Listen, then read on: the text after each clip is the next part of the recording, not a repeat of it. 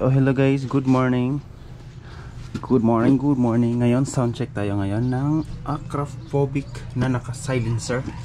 Ayan, naka-silencer pero yung butas niya is malaki, no? Malaki yung butas ng ating silencer. Ganun. Tapos sa loob niyan, yung mismong silencer is nakaputol. Ganito. Parang ganito. Kasi ito is maliit. Ito yung stock silencer. Tapos ito yung order natin. Oh. Tingnan niyo kung gaano to kalaki at gaano to kaliit. Papasok ito dito sa mismong butas. Yan. Oh. Yan, papasok yan dito. Nan. Papasok yan sa mismong butas. Oh, tingnan niyo yung gap. Yan, ganun yan kalaki. Yung isa nating silencer, yung bago. Ito yung stock niya, ito yung bago. So sa sound check natin siya ngayon nang nakaputol dito, nakaputol din siya dito.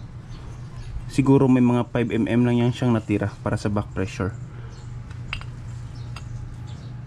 So ang unit natin guys is naka-remap, so pwede ito siyang i-open. Pwedeng i-open pipe, pwedeng naka-silencer. Basta naka-remap to siya, plug and play na yung mga pipe dito, basta wag lang natin galawin yung ating elbow. Yan yung ating elbow. V-lane pala yan guys, V-lane. So ito medyo maalog yung super goods na yan. So ayan, sound check natin.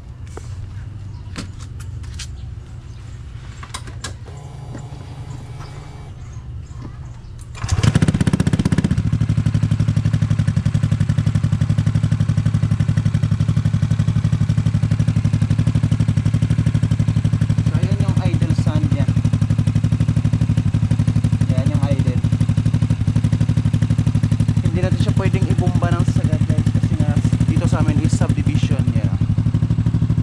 Yan, subdivision yan. Pero marami namang naka-open pipe dito. Sa nakaraan kong vlog, sinabi ko na